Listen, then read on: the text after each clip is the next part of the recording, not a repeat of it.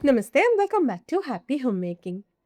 बहुत सारे home makers की एक गलतफहमी होती है कि परफेक्ट होम मेकर बनने के लिए घर के सारे काम खुद ही करने पड़ते हैं। हमें लगता है कि जितना ज़्यादा हम खुद को स्ट्रेच करेंगे उतनी ही अच्छी गृहिणी कहलाएंगे। पता नहीं क्यों हम इजी और प्रैक्टिकल सॉल्यूशंस चूज करने में इतना ज़्यादा हेजिटेट करते हैं। लेकिन सच कहूँ तो बेकार की मेहनत करने के लिए कोई अवार्ड नहीं होता है। अगर आप हेल्प अफोर्ड कर सकते हैं तो ज़रूर लीजिए, चाहे वो हेल्प किसी इंसान से मिले या फिर किसी मशीन से। आपने शायद ये नोटिस किए होंगे कि घर का काम करना उतना मुश्किल नहीं लगता जितना उससे एसोसिएटेड छोटी छोटी अनोइंग प्रॉब्लम्स को हर रोज हैंडल करने में होता है। उन अनोइंग प्रॉब्लम्स के साथ कोप अप ना करके अगर थोड़ा सा टाइम निकल कर उन प्रॉब्लम्स को परमानेंटली एड्रेस किया जाए तो बहुत सारे टाइम और मेहनत दोनों ही बच सकते हैं। और लाइफ को इजी बनाने के लिए छोटा छोटा इन्वेस्टमेंट और प्रैक्टिकल होम हैक्स बहुत इंपॉर्टेंट होते हैं। चलिए आज के इस वीडियो में भी उस तरह के कुछ होम हैक्स शेयर करते हैं। वीडियो पसंद आए तो इसे लाइक करना और चैनल पर अगर नए हैं तो सब्सक्राइब करना बिल्कुल ना भूलें। Now let's jump into today's video.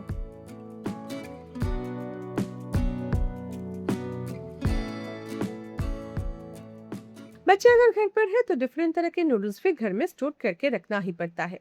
और सिर्फ बच्चे ही क्यों, हमें भी नूडल्स काफी पसंद होते हैं। लेकिन नॉर्मली नूडल्स स्टोर करने के लिए हम कोई स्पेशल कंटेनर से यूज नहीं करते, पैकेट में ही रख देते हैं। मैं भी पहले ऐसे ही करती थी, लेकिन हर बार पैकेट खोलकर नूडल्स निकालना उतना कन्वीनियंट तो होता नहीं है। और ओपन पैकेट्स को प्रॉपरली ऑर्गेनाइज करना भी मुश्किल होता है। इसलिए आजकल मैंने नूडल्स के लिए अलग से एक कंटेनर डेजिग्नेट कर दिया है। मेरे पास लॉक एंड लॉक के इस तरह के एयरटाइट कंटेनर्स थे। ये ना एक्चुअली 8 कंटेनर्स के एक सेट है। दो कंटेनर्स 2000 ml के, एक कंटेनर 1200 ml की, दो कंटेनर 730 ml के और 3 कंटेनर्स 350 ml के मिल जाते हैं। जिसकी वजह से इनमें डिफरेंट क्वांटिटी के ग्रोसरीज बहुत कंफर्टेबली स्टोर हो जाती है। जैसे इसमें सारे नूडल्स और उसके मसाले आ जाते हैं। चाउमीन भी इजीली स्टोर हो जाती है और इनका कॉम्पैक्ट साइज कैबिनेट की स्पेस को भी बहुत अच्छे से यूटिलाइज कर सकता है। ये बीपीए फ्री एयरटाइट कंटेनर्स है, तो चाहे नूडल्स हो, पापड़ हो या फिर कोई और ड्राई ग्रोसरी, डिफरेंट क्वांटिटीज की चीजें इसमें आसानी से ऑर्गेनाइज और स्टोर हो जाती है। ये एक छोटा सा चेंज है, लेकिन किचन का रोज का काम अननोइंगली काफी हैसल फ्री और ऑर्गेनाइज्ड बना देता है। मुझे पर्सनली ये सेटअप काफी प्रैक्टिकल लगता है। हर चीज अपनी जगह रहती है, जल्दी मिल जाती है और पैकेट खराब होने की भी कोई टेंशन नहीं रहता।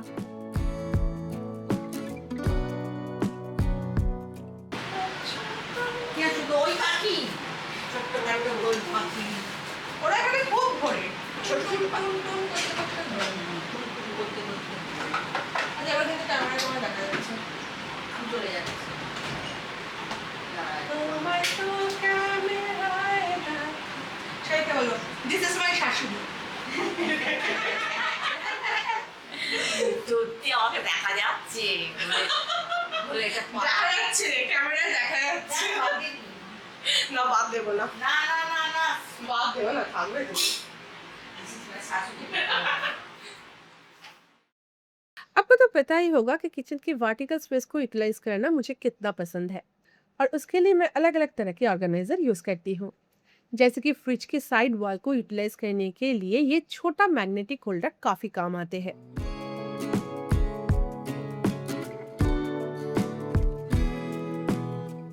किचन में निकनैक्स तो बहुत सारे होते हैं और उन्हें प्रॉपरली स्टोर करना भी जरूरी होता है।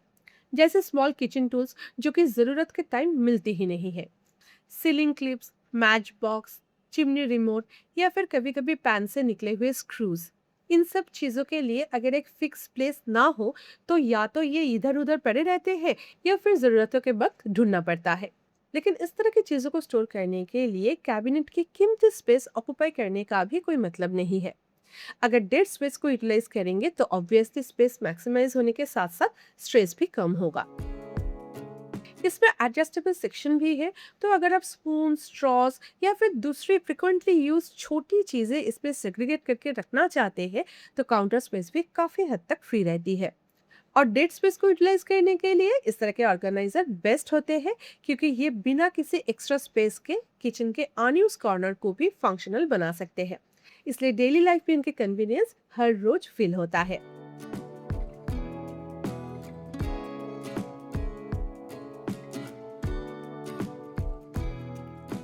हैंगर्स में शिफॉन या फिर सिल्क साड़ी हैंग करना कितना मुश्किल होता है ये तो हम सबको पता ही है।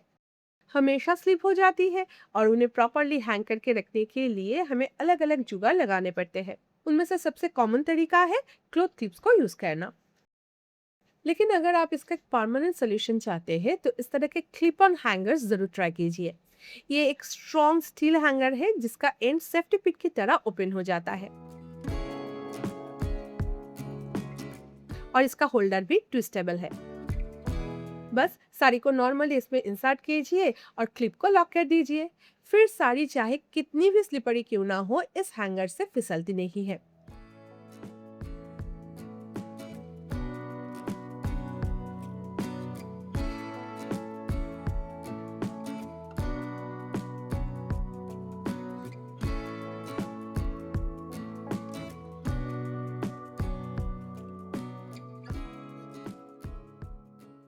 इसका और एक बड़ा एडवांटेज ये है कि इसकी हाइट नॉर्मल हैंगर्स की कंपैरिजन में काफी कम होती है, इसलिए अलमारी में हैंग करने के बाद नीचे काफी एक्स्ट्रा स्टोरेज स्पेस मिल जाते हैं।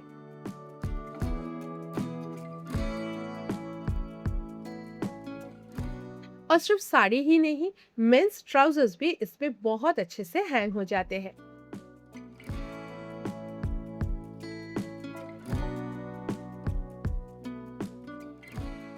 एक्चुअली ये उन ऑर्गेनाइजर्स में से है जो दिखने में तो सिंपल लगते हैं लेकिन वार्डरोब को ज्यादा organised, space efficient and daily use के लिए काफी कन्वीनियंट बना देते हैं। ऑनेस्टली वार्डरोब ऑर्गेनाइज करते वक्त ऐसी छोटी छोटी चीजें ही सबसे बड़ा डिफरेंस क्रिएट करती है। साड़ीज बार बार स्लिप होने की टेंशन नहीं रहती, उनकी फोल्डिंग भी खराब नहीं होती और अलमीरा भी ज्यादा नीट और ऑर्गेनाइज दिखती है। अगर आपके वार्डरोब में भी सिल्क या शिफॉन साड़ीज को ऑर्गेनाइज करके रखना हमेशा एक चैलेंज रहता है तो ये क्लिप ऑन हैंगर को जरूर ट्राई करके देखें।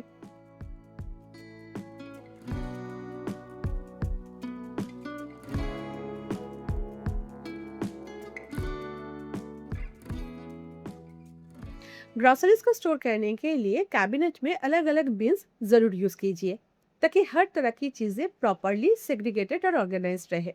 लेकिन सिर्फ बिन्स को यूज करना ही काफी नहीं होता। अगर कैबिनेट की वर्टिकल स्पेस को यूटिलाइज नहीं करेंगे तो मेस को कम्प्लीटली कंट्रोल करना मुश्किल हो जाता है और काफी स्टोरेज स्पेस भी वेस्ट हो जाती है। इसलिए कैबिनेट के लिए मैं हमेशा एक्सपैंडेबल सेल्फ राइजर यूज करती हूँ ताकि अवेलेबल स्पेस का मैक्सिमम यूटिलाइजेशन हो पाए। ये ब्लैक मेटल की शेल्फ राइजर काफी स्टडी है और अच्छा वेट भी कैरी कर लेते हैं। साथ ही एक्सपैंडेबल होने के कारण अलग अलग साइज के कैबिनेट्स में भी इजीली फिट हो जाते हैं। इन्हें यूज करने के बाद ग्रोसरीज को ऑर्गेनाइज और एक्सेस करना काफी आसान हो जाता है। हर चीज क्लियरली दिखाई देती है, पीछे रखा हुआ सामान भी इजीली मिल जाते हैं और कैबिनेट का कोई भी स्पेस वेस्ट भी नहीं होता।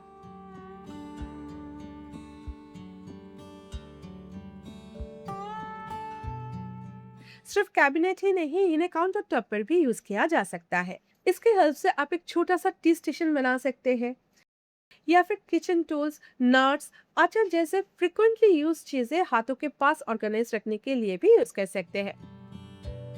बस एक छोटी सी टिप याद रखिए, अगर आप शेल्फ राइजर काउंटर टॉप पर यूज कर रहे हैं तो नीचे एक ट्रे जरूर रखें। इससे डस्ट और स्पिल्स ट्रे में ही कलेक्ट हो जाते हैं और क्लीनिंग भी बहुत इजी हो जाती है।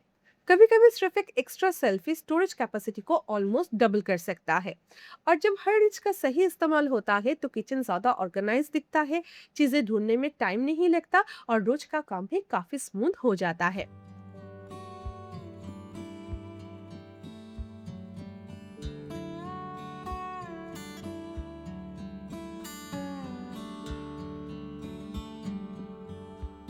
जब भी हम कुछ डीप फ्राई करते हैं तो एक्स्ट्रा ऑयल को एब्जॉर्ब करने के लिए प्लेट पर टिश्यू पेपर रख देते हैं। लेकिन प्रॉब्लम यही है कि हर बार टिश्यू पेपर यूज करना पड़ता है जिससे अननेसेसरी वेस्ट भी होता है और कभी कभी तो पकोड़े या फिर दूसरी फ्राइड चीजें टिश्यू से चिपक भी जाती है। इससे बेटर ऑप्शन है इस तरह का फ्राइड फ्रूट सर्वर बास्केट। इसके साथ एक स्टेनलेस स्टील प्लेट और एक मेश ट्रे आती है।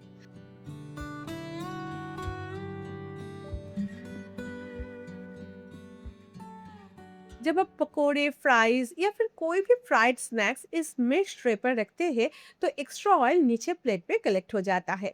इससे फ्राइड फूड नीचे से सॉगी भी नहीं होता और ज्यादा देर तक क्रिस्पी रहता है। अलग से टिश्यू पेपर यूज करने की जरूरत भी नहीं पड़ती। ये उन छोटे किचन एडिशन में से एक है जो शायद रोज यूज ना हो, लेकिन जब भी घर में पकोड़े, पूरी, फ्राइज, कटलेट बनता है तब इसकी जरूरत सच में फील होता है। क्लीनिंग भी इजी रहती है और सबसे अच्छी बात, एक्स्ट्रा ऑयल भी बिना किसी परेशानी के अलग हो जाती है।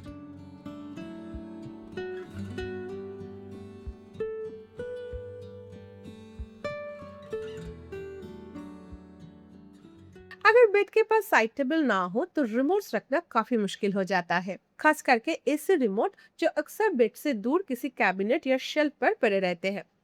और अगर उसकी कोई फिक्स जगह ना हो तो पूरा दिन इधर उधर घूमता रहता है और कई बार जरूरत के वक्त मिलता भी नहीं।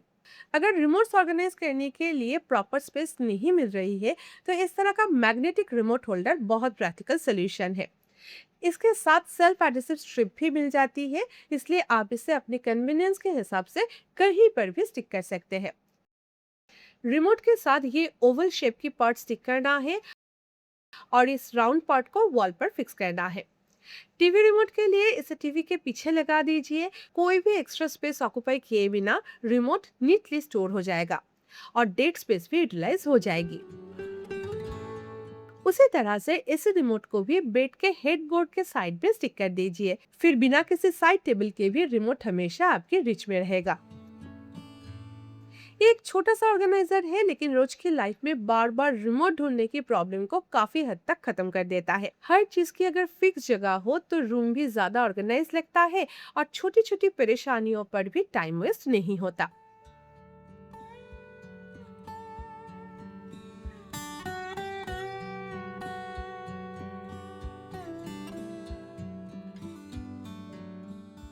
घर के बैकयार्ड या फिर फ्रंट यार्ड में ऐसे बहुत सारी जगह होती है जहां रात के वक्त लाइट की जरूरत तो पड़ती है, लेकिन वहां तक इलेक्ट्रिक वायरिंग या फिर कनेक्शन पहुंचाना काफी मुश्किल हो जाता है। इस प्रॉब्लम का ना एक बहुत ही सिंपल और प्रैक्टिकल सोल्यूशन है और वो है ये सोलर लाइट। इसमें एक छोटा सा सोलर पैनल दिया गया है, साथ ही ब्राइट एलईडी लाइट्स भी लगी हुई है। इसमें मैनुअली ऑन ऑफ बटन भी मिल जाता है। बस इसे घर के बाहर किसी ऐसी दीवार पर स्क्रू की मदद से इंस्टॉल कर दीजिए जहां अच्छी धूप आती हो। फिर दिन भर ये लाइट सोलर पैनल के थ्रू चार्ज होती रहेगी।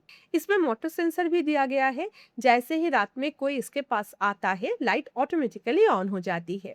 और अगर आप चाहे तो इसे पूरी रात कंटिन्यूअसली ऑन मोड भी चला सकते हैं। मैंने इसे मोशन सेंसर मोड में रखा है क्योंकि इससे बैटरी बैकअप भी अच्छा रहता है। तो इस तरह से बिना किसी इलेक्ट्रिक पॉइंट, वायरिंग या एक्स्ट्रा इलेक्ट्रिक बिल के आप अपने एंट्रेंस, बैकयार्ड, गार्डन या कोर्टयार्ड को आसानी से लाइट अप कर सकते हैं। छोटी सी इंस्टॉलेशन है, लेकिन सेफ्टी भी बढ़ जाती है और रात के वक्त बाहर आना जाना भी काफी कंफर्टेबल हो जाता है।